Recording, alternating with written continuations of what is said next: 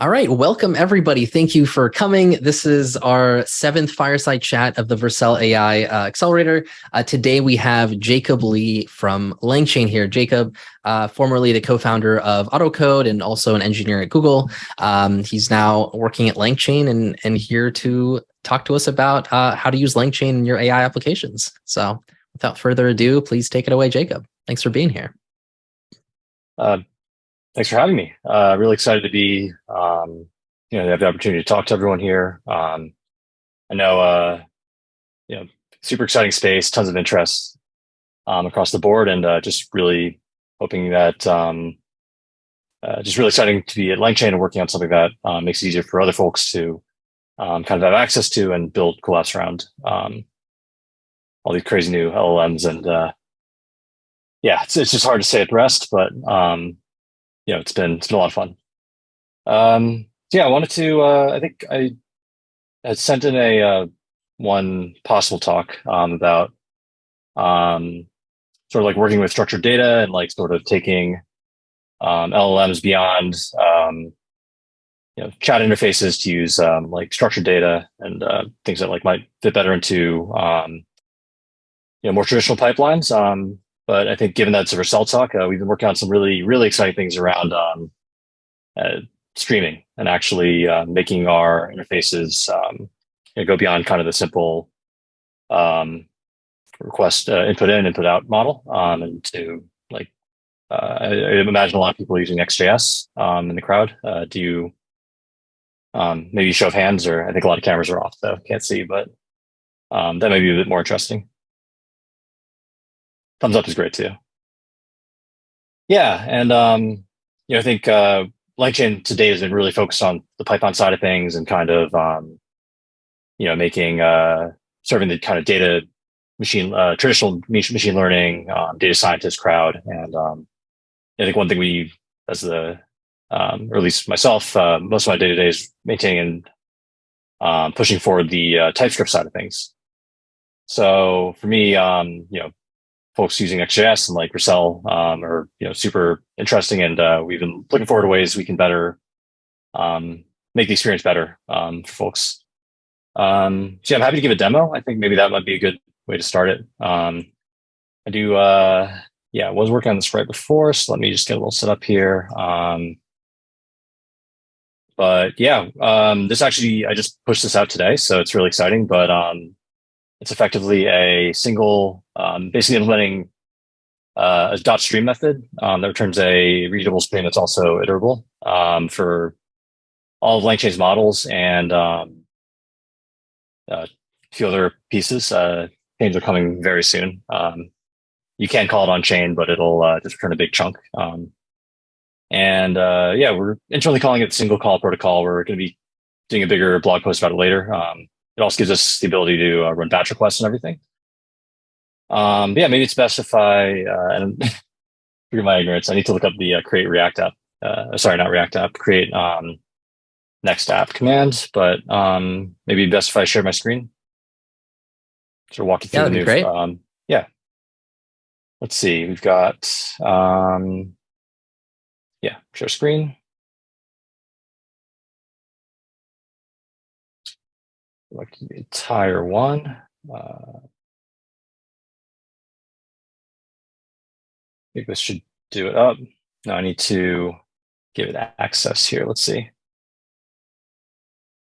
I might maybe drop out, unfortunately. Yeah. I will be right back. Apologies. No New worries. computer.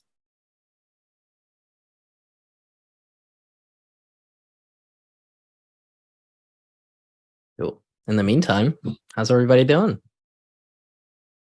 Great. Slogging through infrastructure. Good. Yeah. Good. Finally Friday. Excited for the weekend. Mm-hmm. Did you get any time on your project this week, Hassan? Not too much. I mostly work on it on weekends because I have my day job during the week. Sure. So yeah, I'll probably have some updates to report next week though. Yeah, nice. Fun. Thanks. So yeah. All right, let's try this again. Yeah.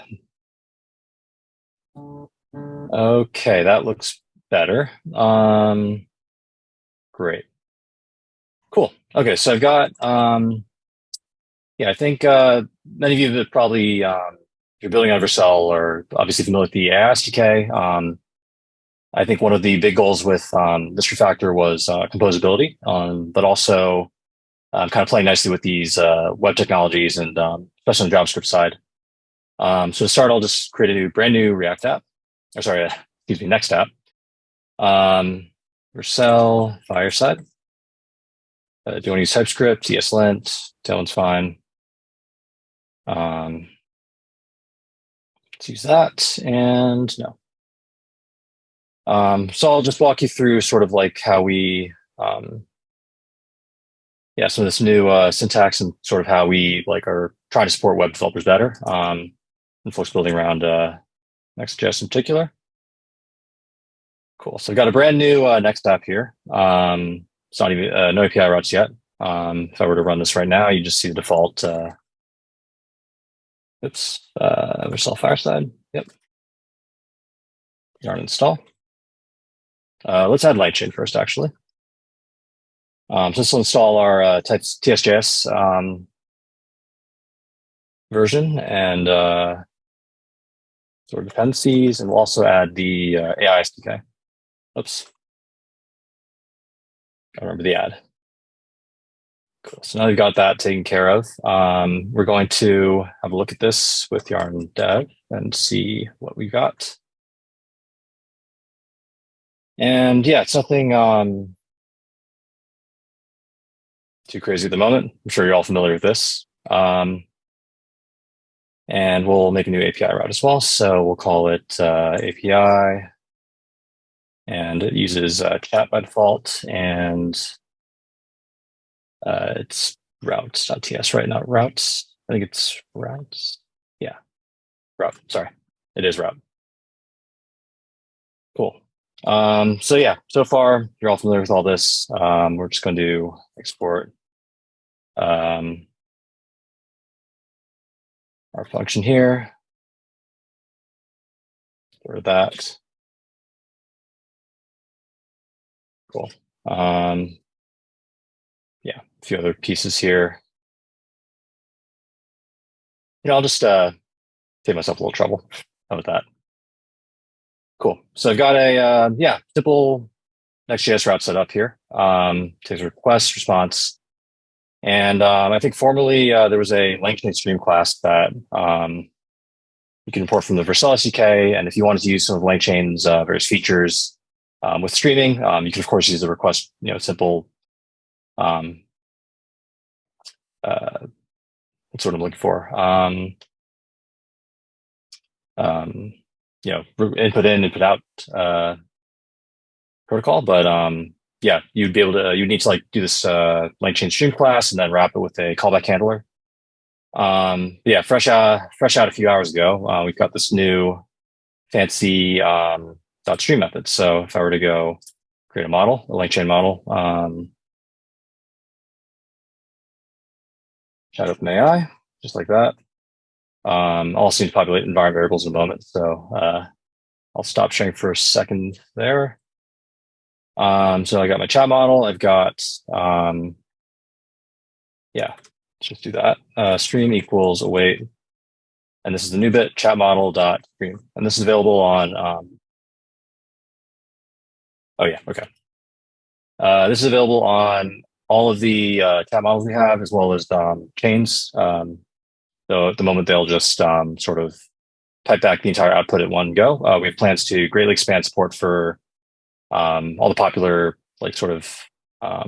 use cases that that people like, and make them much more friendly and usable in a web environment like this.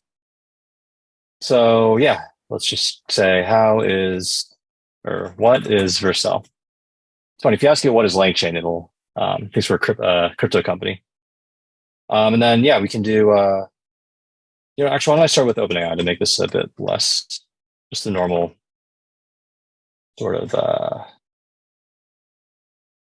there's an extra step required for chat models, which I'll get into in a minute, but we'll start with the normal LLM model. ml.stream. And then I can actually just pipe this directly into turn new screen, just like that. Just like where you'd use any other kind of Vercel model there. And I think I do need to actually type through to a text encoder because it expects bits, but what's going on here? Okay, let's go back to the chat model first, and that's what I had ready. Okay. And we have this new kind of utility class that will take care of chunking the codings and making sure they're in the right format for Vercel. We'll get that going. And yeah, and then for the front end, I'm going to cheat a little bit and just copy paste over some stuff I prepared earlier. And now if I were to run, oops, actually that should be good.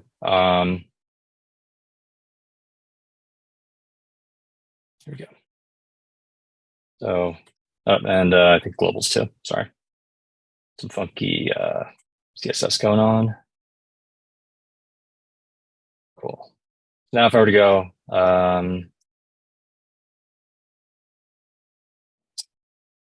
that's not right. Yeah.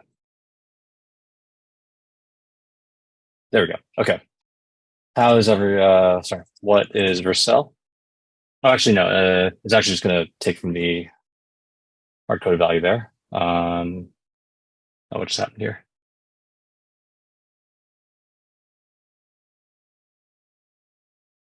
Did I?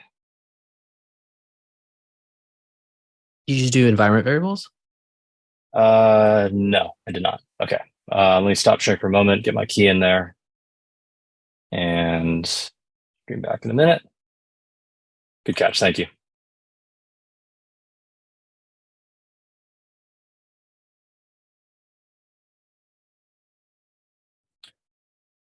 All right, let's try that again.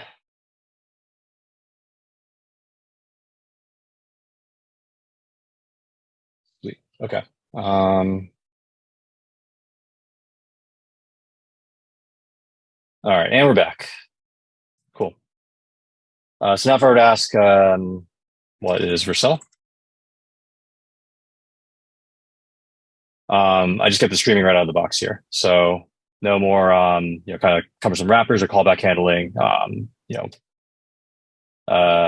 Just good, clean data, bytes, and you can get a nice response here using the AI Kit front end. Just use chat, which you may be familiar with, and then kind of a little bit of UI just on top to make it a little easier on the eyes for the demo. But at the end of the day, it's just pretty much using sorry, I think I've got a chat.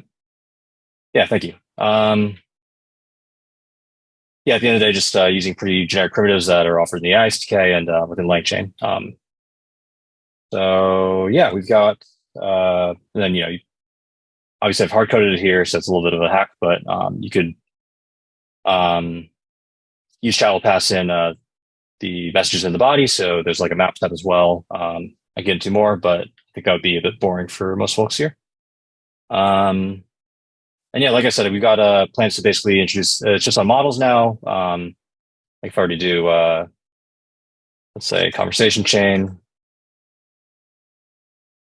and initialize that. I believe it takes it. Then chain dot, oops.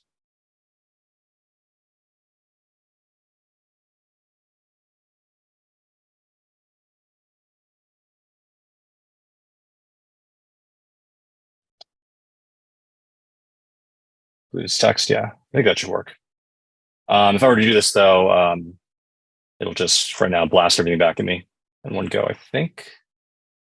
Or yeah, maybe it's input. I forgot the key here, but we got plans to basically support it across all of the various chains and like enable this kind of nice workflow with the other things like memory and retrieval and the other parts and modules of Langchain. So Yeah, stay tuned for that. It's a big focus for us going forward. And yeah, we're kind of excited about this. And I think it's going to be, you know, well, we hope it's going to be useful to lots of folks on the JS side of things in particular.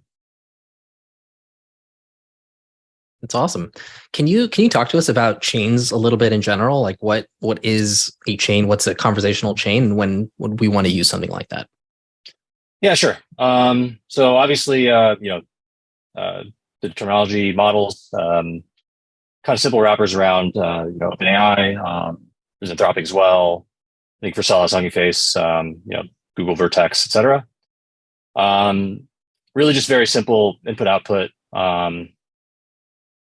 We're basically sending OpenAI the string, what is Vercel, and we're getting some output. Now it can be streamed.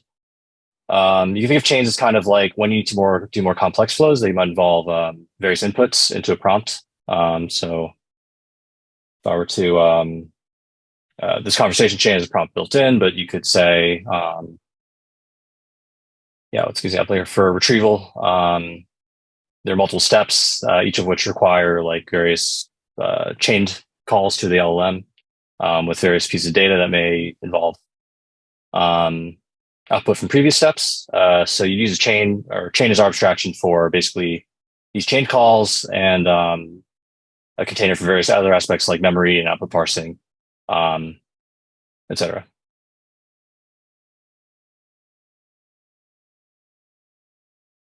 Cool. Well, we can transition to Q&A if that's what you had for the demo, unless you wanted to show something else. Yeah, I mean, I can get into some of the more, functional pieces I had originally planned. If that's interesting to folks, or QA is great as well. Whatever would be most interesting to people. Go for it. That'd be great. Oh, sure. Okay. Yeah. All right. Let's kind of dive in there. So I guess show of hands, how many people are familiar with OpenAI functions or have been using it in their accelerator projects? Maybe I can see Eric. I see. Okay, so a few folks, but definitely not the room. Yeah. So again, LLMs are fantastic at kind of creating unstructured data out of the box. I think ChatGPT really proved that there's a huge amount of interest in like sort of kind of capture the global imagination, right? I think as a developer, though, we're very used, or the whole natural language interface has been kind of a very interesting new frontier for us. Rather than having generally when you call an API, maybe we expect some JSON back, and then we feed that into the next like call, or we were able to render a web page based on something returned from like a database, for example. And yeah, that model, I think for a while people were really struggling to figure out, and are struggling to figure out how to like kind of sort of combine these two worlds. So this world where easy things are, seemingly impossible things are very easy, like generating plausible sounding text that maybe indistinguishable from human, or etc. Sort of like things like writing unit tests are actually like very difficult because like LLMs are not deterministic. And I think OpenAI like sort of know, and lots of people in the industry are or in the LLM industry are starting to realize that like, hey, it'd be great to provide more ways that developers can sort of combine these and bridge this gap and like combine these two worlds. So OpenAI released functions I think about a month ago, and it's their way of basically returning structured data from some input. So one example is, I think their canonical, like their marketing department, like framed it as very useful for things like agents, where you can basically say agent, for those who aren't familiar, is a common term for like construct around LLMs that can sort of think of what it wants, like you can prompt the LLM to say, pick an action from this list and, perhaps populate some parameters, and then sort of like run it through a reasoning loop like that. So I think it was sort of the immediate reaction to functions was like, oh, hey, this is gonna be great for agents. It's actually got a lot of applications. And structured data has a lot of applications for it's sort of like general software workflows as well. So it's a little bit, yeah, I think the one was, can't remember the name off the top of my head right now. Structured, yep, here we go. And also need to add a dependency called Z. Oh, sorry, not Z, Zod. I hope that's not a bad package. Yes, and then we'll import this as, and let me actually make a new route here. So we'll call this just get.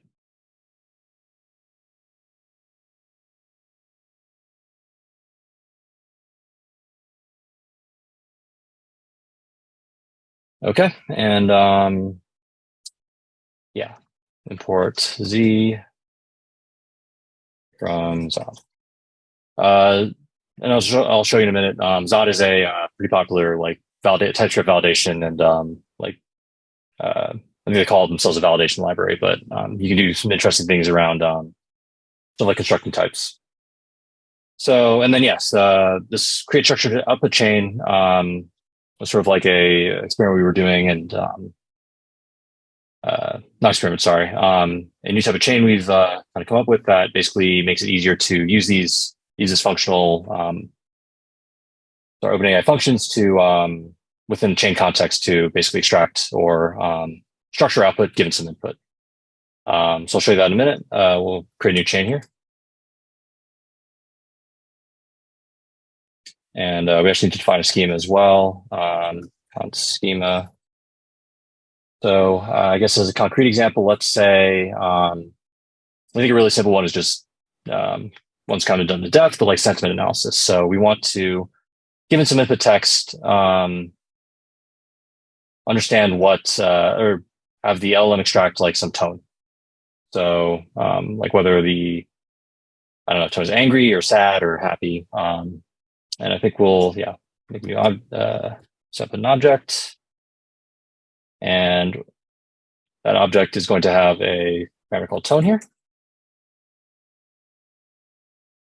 The tone of the, I guess, input or text, be very generic.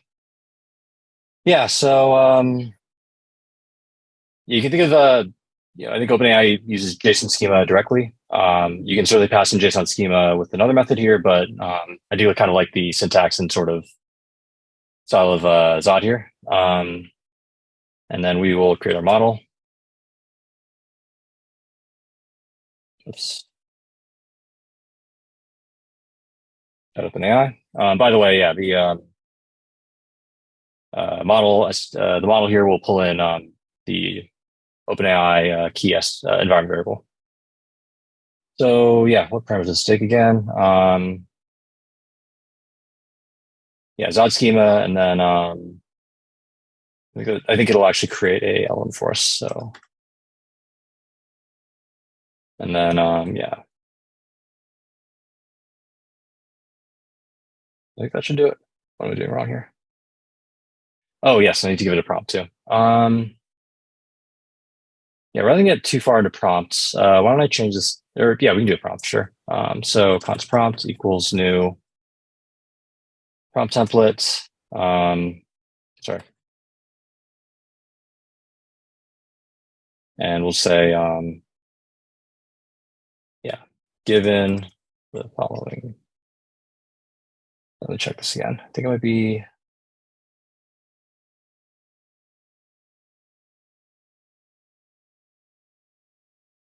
Did I do this backwards? I think I might have done this backwards, yeah. Let me check my docs in a minute. Sorry, I should, yeah, know this off the top of my head, but just so I'm not going too far off the weeds here.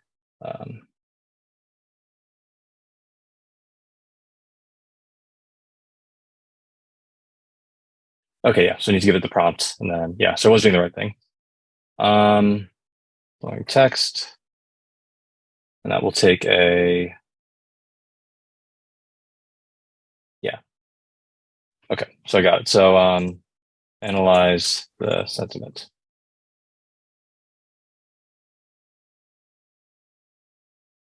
And this is our like templating syntax, so we can do a variable here, like input. That's fine. Prompt will just be prompt, and yes, we're back in the green. And then let's just try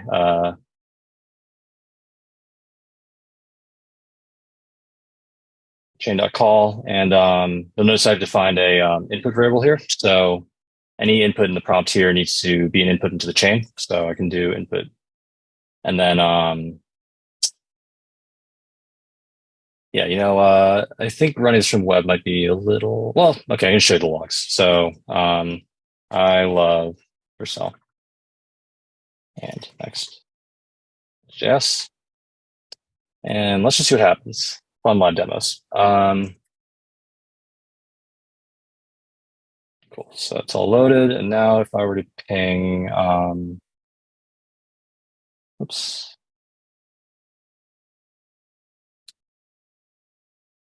/API/chat.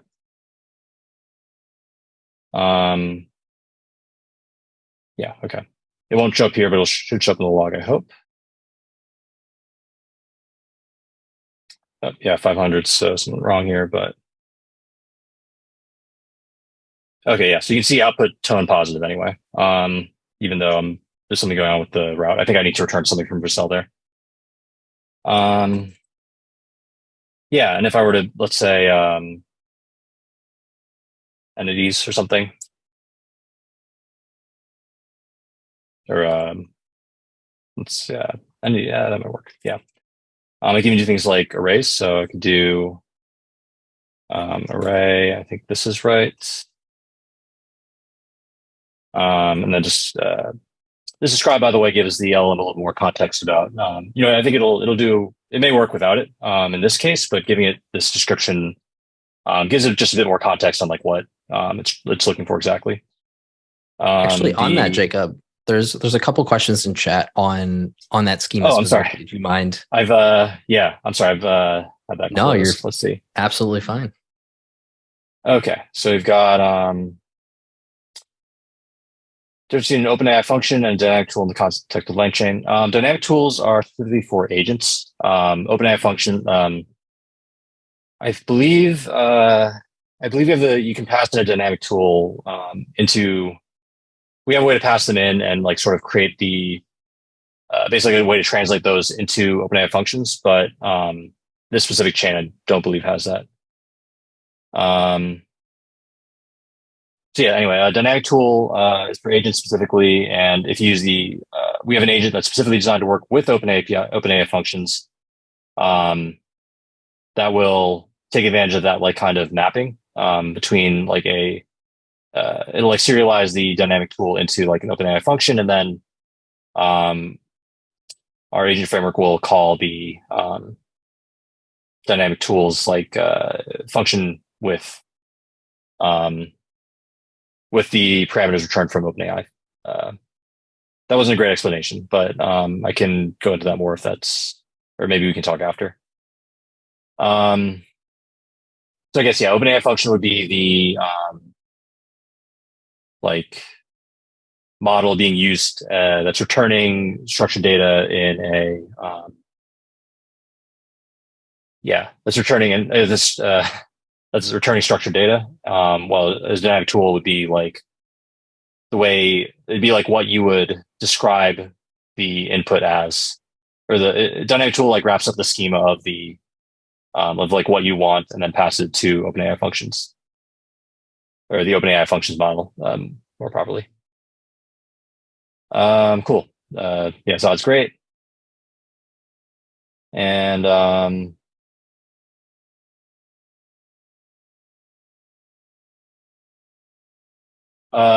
it currently won't throw a error on the semantic if the semantic definition doesn't match. That would be really cool though.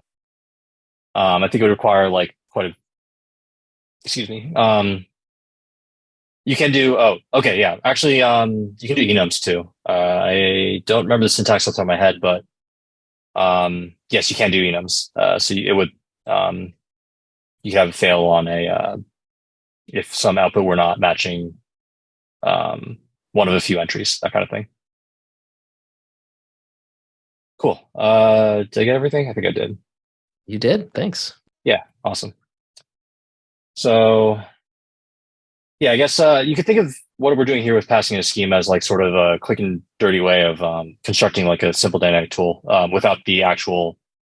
So I guess, yeah, for those who aren't familiar, tools are a Langchain abstraction for agents. You can basically, I think I mentioned before, you can give the LLM like a list of actions, ask it to pick, and then ask it for parameters to populate.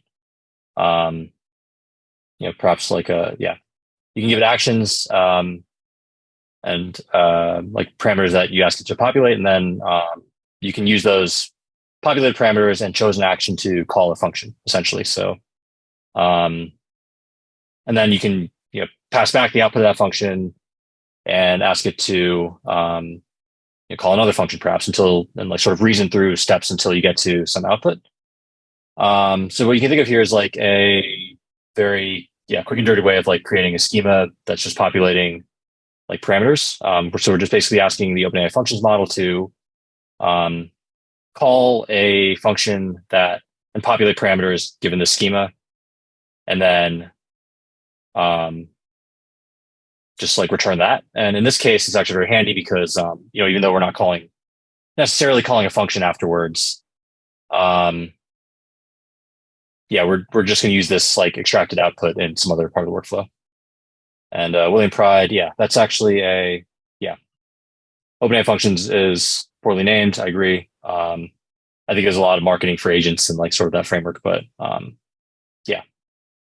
each tool has a function associated. Exactly. Yes. So great. I think you got more or less get the point, but the entities mentioned in the text would be the kind of. So I'd expect this to return Vercel and Next.js. And I think if I were just call CN Mr. Postman, get another error, but yeah, cool. So you can see output tone, positive, entities, Vercel, Next.js, Next.js. So that's great. And then, I'm using .call here. So if I were to like,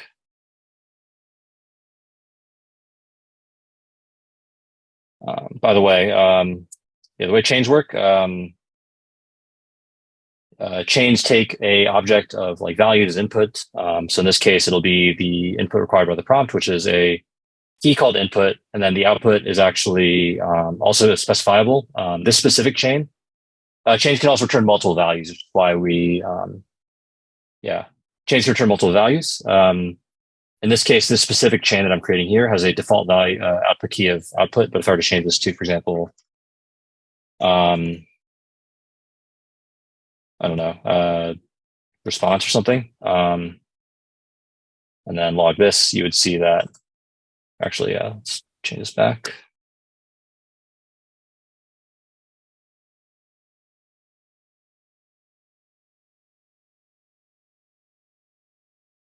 Yeah, you'd see now that the key is response. So I think there's some confusion sometimes when folks get started, whereas, why is it response here? Why is it output here? And the answer, unfortunately, is it sort of depends chain to chain, and you can override it in a lot of cases.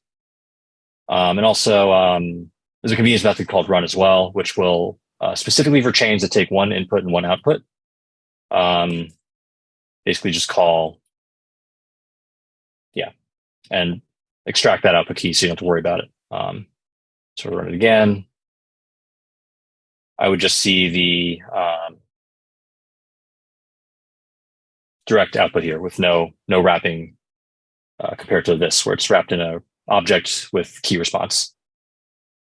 So you can imagine, very trivial example here where I'm just passing in like some simple text. I love Vercel Next.js, but I think one use case I think gets people kind of excited is perhaps like extracting structured data from documents. Chat documents is a huge use case for LLMs, and you could, given for example like a contract, like read the PDF for a contract, you could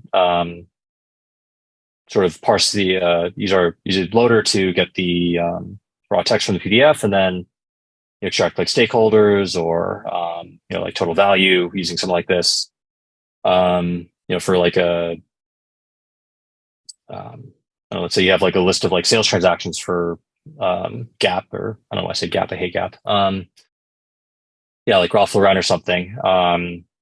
You could say like, okay, what's the like, give me a list of all the products that were containing these sales transactions, and like this is quite flexible, right? I mean, I'm passing in a string here, but this could easily be like a stringify JSON object itself, or like a list of objects. So you can like use to like winnow down data in like more traditional contexts as well. Just really powerful stuff, and something that I've personally found like very useful, even before OpenAI functions came out. We had our own sort of or pre-functions. You could try to prompt the LLM to like, oh, please return JSON, and like, please make it this format, and do all this fun stuff. And it's just 20 times easier now. So even back in the old days, I still found this quite useful. This kind of workflow very useful. And now it's just even more powerful. Any questions about that, or anything I could dive deeper into? That's awesome. Thank you so much, Jacob. We can just transition to Q&A if that sounds good to you. Yeah, sounds excellent. Awesome. So as usual, if anybody has any questions, please put them in the chat or raise your hand. I see Eric already has his hand up, so go ahead, Eric. You're Eric Bear, right? Yep, that's me. What's up, Jacob? How you doing? We actually met in 2016 at a conference in Poland, and then I saw his name in the Vercel AI. Yeah. Crazy. View event.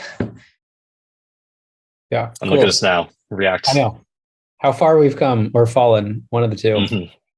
Mm-hmm. So 2 questions.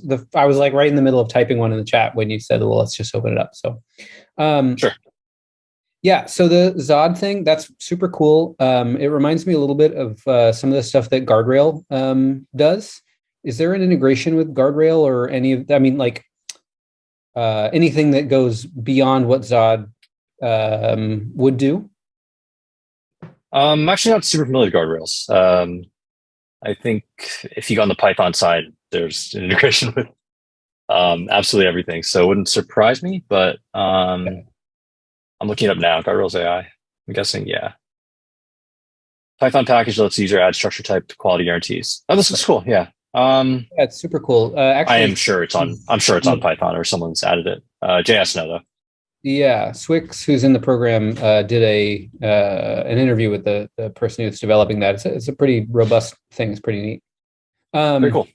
Yeah, so the other question I was going to ask is about retrieval. So you mentioned that a couple of times. Are there any APIs that are like really neat that are sort of not as obvious? I mean, something to draw attention to. That's been a theme a little bit, is augmented retrieval and some other things like that. So whether that's prompt expansion or using vector DBs or something along those lines. I mean, there's a lot of space there. Yeah, there's a lot out there. I know there's a lot happening on the Python side. They're a bit ahead of us in terms of like history, and then also sort of like I think a lot of the more academic sort of experimental pieces tend to find their way into Python first, and then we try to take the best we can from there to bring to JS. I think there's some interesting things with my colleagues Lance Martin. To do with context-aware splitting, where you can basically actually, here's a good one.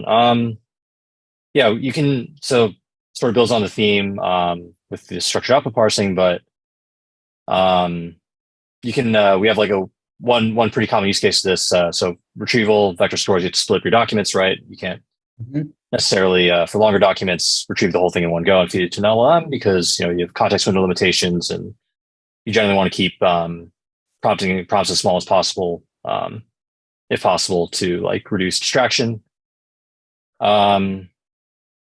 So you can split documents, but then you also, as a result of that, lose context for like other parts of it, right? You may want to keep track of like where like what the original title was, or like maybe later on you only want to query over like specific documents from like a specific text or like a series of texts or like documents. Maybe that includes sales data as a whole. So like, you can imagine you get an input document and then, I guess more abstractly, like let's say you get one about whales partly, or like that mentions whales, but once the document split, all mentions of whales are like lost from the original text. Lost from the chunk that you split out. But later on, you maybe want to reference and like query over that because like some other part of the document mentioned that, and there's like some hints you can give it.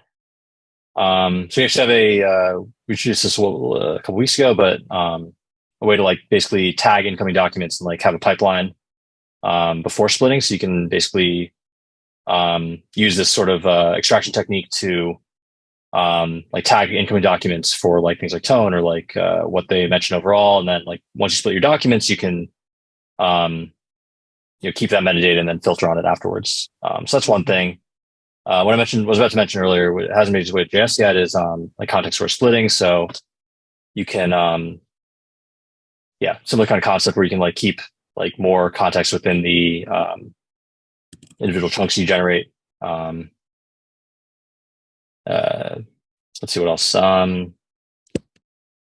There's been some interesting things, and I don't have like great benchmarks for it yet, but you can sort of like embed. Let's say you don't know exactly like, or you can't do a metadata filter on your query, but you still want to like maybe keep track of certain aspects. You can actually embed headers, which when you split documents, you can like put additional metadata information like directly in the chunk as you split it. So it adds to each chunk's individual size and your kind of general, context window. But you also can see that this came from this specific original text. And like, if you ask like only return or like what was the original source, it can give you better answers that way too. So it depends what you're trying to do, but yeah, there's a whole jungle of retrieval things out there now. For sure. Cool. Thank you. Totally. Looks like we have a question in the chat as well, or two questions. Sure. Bring it up here. There we go. Okay. What about Langsmith inviting the rest of the dev team? Definitely ping me. We have a pretty long wait list. I think at the moment we're prioritizing like open source contributors and folks, but I can see what I can do to speed it up. I can send my email. I'd also love to, I can send the GitHub repo with the sort of streaming stuff after as well. If there's a way I can get in touch with attendees, or they can get in touch with me, Hassan. Yeah, for sure. I can send out your info to everybody. What's the, I could send out like an email or Twitter, whatever you prefer. Jacob at Langchain at dev or at Hakubu, HACUBU.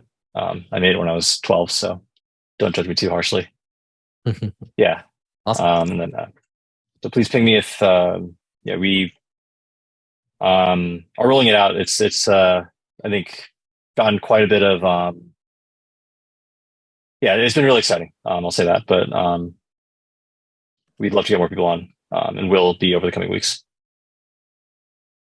And then, given the larger context windows of cheap LLMs, GPT 3.5, okay.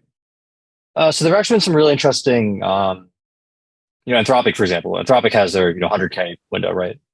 And people have been questioning like, oh, do we even need retrieval anymore? Like, in a year, all these like, are we just gonna be passing like the entire, books into the LLM? I think the answer, like long term, could be yes, candidly. These things may get good enough and like fast enough where it actually does make sense. I think right now, someone published an interesting paper. It's on Twitter that like did kind of a more in-depth study. Basically, if you these really large context window, and I'll try to find it and link to it. But these really large context window models, they tend to do really well with like information at the beginning of the input and then the end, and then like the middle drops off pretty substantially.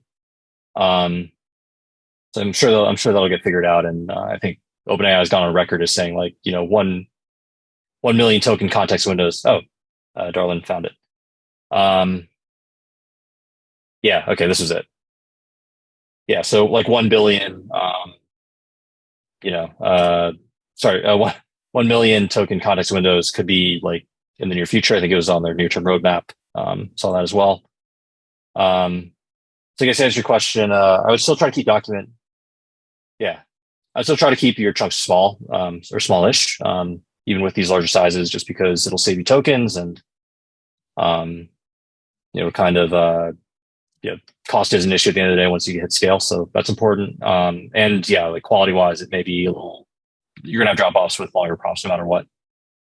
And there's been a lot of people's experience with agents too. I think after you get a few steps in or like auto GPT, it just sort of like becomes tougher to keep paying attention. And yeah, back to the topic of retrieval as well. There's a couple approaches you can do to like process retrieve documents as well. It doesn't have to be just stuffing it in a prompt. Like there's things you can do to like sort of winnow down and summarize like retrieve chunks into like smaller, more manageable, focused prompts to LLM. So I would encourage folks to look into that too if you're looking for ways to boost performance there. Do you have any projects or anything that you've seen that you can post? That'd be super awesome. It's always hard to filter the information. There's a lot going on. Yeah. Honestly, I just Twitter's a big one for me. Weirdly, I never would have called myself a big Twitter guy before. About a year ago, and then suddenly it's my probably most open app on my phone now. Or sorry, x.com. I don't know. Yeah, I mean, it's kind of staggering. Yeah, it's hard to keep up with all the pace, and just say I've found a few good folks to follow and who seem to be thoughtful and up to date on the more academia side, and then me being on more of the applied side, try to process that best I can. I think that probably applies to most folks in the audience here. Nice. I do have recommended vector DB. To be honest, I've not done a ton of benchmarking or anything. I think they all do a pretty good job. I know, like when I was before I joined Langchain, I was doing some contracting in the ML space, and I'd often just like literally just use HNSW lib and just save my vector sort of disk and load it for small ones. I think as your sort of corpus gets big, you're gonna have problems with that. But just start with a really simple one, and then I've been using like just PG vector on Supabase a lot for sort of side projects. I think once you get to like bigger and bigger, like really large numbers of documents, I think some of these make more sense. But I would encourage folks to just sort of start simple, not lock in too early, just because it is.